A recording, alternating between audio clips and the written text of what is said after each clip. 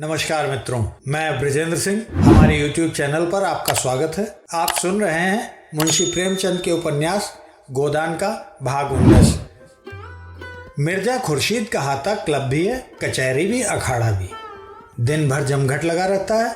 मोहल्ले में अखाड़े के लिए कहीं जगह नहीं मिलती थी। मिर्जा ने एक छप्पर डलवाकर अखाड़ा बनवा दिया है। यहाँ नित्य 150 लड़नतिये आज उठते हैं। मिर्जा जी भी उनके साथ जोर करते हैं। मोहल्ले की पंचायतें भी यहीं होती हैं। मियाँ बीवी और सास बहू और भाई भाई के झगड़े टंटे यहीं चुकाए जाते हैं। मोहल्ले के सामाजिक जीवन का यही केंद्र है और राजनीतिक आंदोलन का भी। आए दिन सभाएं होती रहती हैं। यहीं स्वयंसेवक टिकते हैं, यहीं उनके प्रोग्राम बनते हैं, यहीं से नगर का राजनीतिक संचालन होता है। पिछले जलसे में मालती नगर कांग्रेस कमेटी की सभानेत्री चुन ली गई हैं। तब से इस स्थान की रौनक और भी बढ़ गई। गोबर को यहाँ रहते साल भर हो गया। अब वह सीधा साधा ग्रामीण युवक नहीं है। उसने बहुत कुछ दुनिया देख ली और संसार का रंग ढंग भी कुछ कुछ समझने लगा है। मूल में वह अब भी देहाती है। पैसे को दांत से पकड़ता है, स्वार्थ को कभी नहीं छोड़ता और परिश्रम से जी नहीं चुराता, न कभी हिम्मत हारता है। लेकिन शहर की हवा उसे भी लग गई है। उसने पहले महीने में तो केवल मजूरी की और आधा पेट खाकर थोड़े से रुपए बचा लिए। फिर वह कचालू और मटर और दही बड़े के खोंचे लगाने लगा। इधर ज़्यादा लाभ देखा तो नौकरी छोड़ दी। गर्मियों में शरबत और बर्फ़ की दुकान भी खोल दी। लेन देन में खरा था, इसलिए उसकी साख जम गई। जाड़े आए तो उसने शरबत की दुकान उठा दी और गर्म चाय पिलाने लगा। अब उसकी रोज़ाना आमदनी 2.5-3 रुपये से कम नहीं है। उसने अंग्रेजी फैशन के बाल कटवा लिए हैं, महीन धोती और पंप शू पहनता है। एक लाल ऊनी चादर खरीद ली और पान सिगरेट का शौकीन हो गया है। सभाओं में आने जाने से उसे कुछ कुछ राजनीतिक ज्ञान भी हो चला है। राष्ट्र और वर्ग का अर्थ समझने लगा है। सामाजिक रूढ़ियों की प्रतिष्ठा और लोक निंदा का भय अब उसमें बहुत कम रह गया है। आए दिन की पंचायतों ने उसे निसंकोच बना दिया है।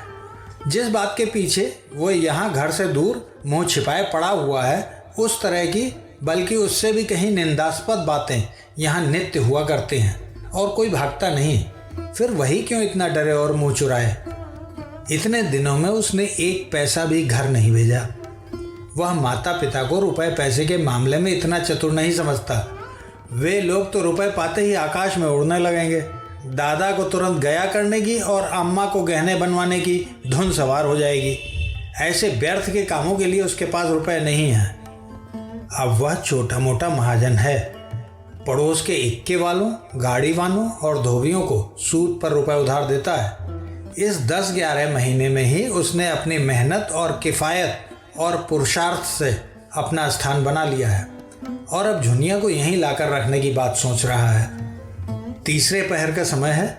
वह सड़क के नल पर नहाकर आया है और शाम के लिए आलू उबाल रहा है कि मिर्जा खुर्शीद आकर द्वार पर खड़े हो गए।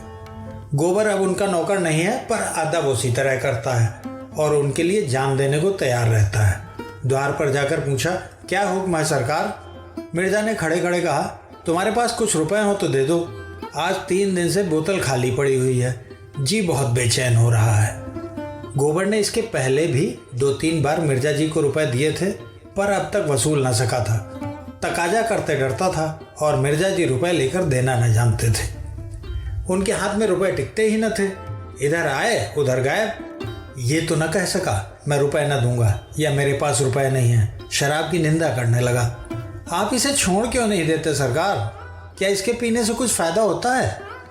मिर्जा जी ने कोठरी के अंदर आकर खाट पर बैठते हुए कहा, तुम समझते हो मैं छोड़ना नहीं चाहता और शौक से पीता हूँ। मैं इसके बगैर जिंदा नहीं रह सकता। तुम अपने रुपयों के लिए न डरो, मैं एक एक कौड़ी अदा कर दूंगा। गोबर अविचलित रहा। मैं सच कहता हूँ मालिक, मेरे पास इस समय रुपए होते तो आपसे इनकार करता। 2 रुपए भी नहीं दे सकते? इस समय तो नहीं है। मेरी अंगूठी गिरो रख लो। गोबर का मन ललचा उठा, मगर बात कैसे बदले। बोला, ये आप क्या कहते हो मालिक? रुपए होते तो आपको दे देता, अंगूठी की कौन बात थी? मिर्जा ने अपने स्वर में बड़ा दीन आग्रह भरकर कहा, मैं फिर तुमसे कभी न मांगूंगा गोबर। मुझसे खड़ा नहीं हुआ जा रहा है। इस शराब की बदौलत मैंने लाखों की हैसियत बिगाड़ दी और भिखारी हो गया। अब मुझे भी जिद पड़ गई है कि चाहे भीख ही मांगनी पड़े, इसे छोड़ूंगा नहीं। जब गोबर ने अब की बार इनकार किया तो मिर्जा साहब निराश होकर चले गए। शहर में उनके हजारों मिलने वाले थे, कितने ही उनकी बदौलत बन गए थे, कितनों ही की गाढ़े समय पर मदद की थी, पर ऐसे में वो मिलना भी न पसंद करते थे। उन्हें ऐसे हजारों लटके मालूम थे जिनसे वह समय समय पर रुपयों के ढेर लगा देते थे, पर पैसे की उनकी निगाह में कोई कद्र न थी। उनके हाथ में रुपए जैसे काटते थे, किसी न किसी बहाने उड़ाकर ही उनका चित्त शांत होता था। गोबर आलू छीलने लगा। साल भर के अंदर ही अंदर वह इतना काइयाँ हो गया था और पैसा जोड़ने में इतना कुशल कि अचरज होता था। जिस कोठरी में रहता है वह मिर्जा साहब ने दी है। इस कोठरी और बरामदे का किराया बड़ी आसानी से 5 रुपए मिल सकता है। गोबर लगभग साल भर से उसमें रहता है, लेकिन मिर्जा जी ने न कभी किराया मांगा न उसने दिया। उन्हें शायद ख्याल भी न था कि इस कोठरी का कुछ किराया भी मिल सकता है। थोड़ी देर में एक इक्के वाला रुपए मांगने आया। अलादीन नाम था, सिर घुटा हुआ, खिचड़ी दाढ़ी। उसकी लड़की विदा हो रही थी। 5 रुपए की उसे जरूरत थी। गोबर ने उसे 1 आना रुपया सूद पर दे दिए। अलादीन ने धन्यवाद देते हुए कहा, भैया आप बाल बच्चों को बुला लो, कब तक हाथ से ठोंकते रहोगे। गोबर ने शहर के खर्च का रोना रोया। थोड़ी आमदनी में गृहस्थी कैसे चलेगी। अलादीन बीड़ी जलाता हुआ बोला, खर्च अल्लाह देगा भैया, सोचो कितना आराम मिलेगा। मैं तो कहता हूँ जितना तुम अकेले खर्च करते हो उसी में गृहस्थी चल जाएगी। औरत के हाथ में बड़ी बरकत होती है। खुदा कसम, जब मैं अकेला यहाँ रहता था तो चाहे जितना कमाऊँ, खा पी सब बराबर। बीड़ी तंबाकू को भी पैसा न रहता। उस पर हैरानी, थके मांदे आओ तो घोड़ों को खिलाओ और टहलाओ, फिर नान बाई की दुकान पर दौड़ो। नाक में दम आ गया। जब से घरवाली आ गई है उसी कमाई में उसकी रोटियां भी निकल आती हैं और आराम भी मिलता है। आखिर आदमी आराम के लिए ही तो कमाता है। जब जान खपाकर भी आराम न मिला तो जिंदगी ही गारत हो गई। मैं तो कहता हूँ तुम्हारी कमाई बढ़ जाएगी भैया। जितनी देर में आलू और मटर उबालते हो उतनी देर में 2-4 प्याले चाय बेच लोगे। अब चाय 12 मास चलती है। रात को लौटोगे तो घरवाली पाँव दबाएगी, सारी थकान मिट जाएगी। यह बात गोबर के मन में बैठ गई।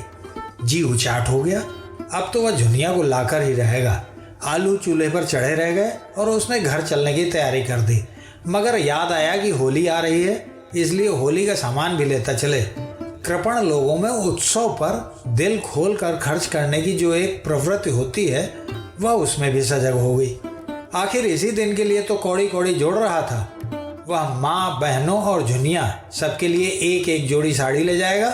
होरी के लिए एक धोती और एक चादर, सोना के लिए तेल की शीशी ले जाएगा और एक जोड़ा चप्पल, रूपा के लिए एक जापानी गुड़िया और झुनिया के लिए एक पिटारी जिसमें तेल, सिंदूर और आईना होगा। बच्चे के लिए टोप और फ्रॉक जो बाजार में बना बनाया मिलता है। उसने रुपए निकाले और बाजार चला। दोपहर तक सारी चीजें आ गईं, बिस्तर भी बंधा गया। मोहल्ले वालों को खबर हो गई गोबर घर जा रहा है। कई मर्द औरतें उसे विदा करने आए। गोबर ने अपना घर सौंपते हुए कहा, तुम्हीं लोगों पर छोड़े जाता हूँ, भगवान ने चाहा तो होली के दूसरे दिन लौटूंगा। एक युवती ने मुस्कुराकर कहा, मेहरिया को बिना लाए ना आना, नहीं घर में घुसने न पाओगे। हाँ और क्या, बहुत दिनों तक चूल्हा फूंक चुके, ठिकाने से रोटी तो मिलेगी। गोबर ने सबको राम राम किया। हिंदू भी थे, मुसलमान भी थे, सभी में मित्र भाव था। सब एक दूसरे के दुख दर्द के साथी थे। रोजा रखने वाले रोजा रखते थे, एकादशी रखने वाले एकादशी। कभी कभी विनोद भाव से एक दूसरे पर छींटे भी उड़ा लेते थे। गोबर अलादीन की नमाज को उठा बैठी कहता। अलादीन पीपल के नीचे स्थापित सैकड़ों छोटे बड़े शिवलिंगों को बटखरे बताता, लेकिन सांप्रदायिक द्वेष का नाम भी न था। गोबर घर जा रहा था, सब उसे हंसी खुशी विदा करना चाहते थे। इतने में भूरे इक्का लेकर आ गया। अभी दिन भर का धावा मार कर आया था। खबर मिली गोबर जा रहा है, वैसे ही इक्का इधर फेर दिया।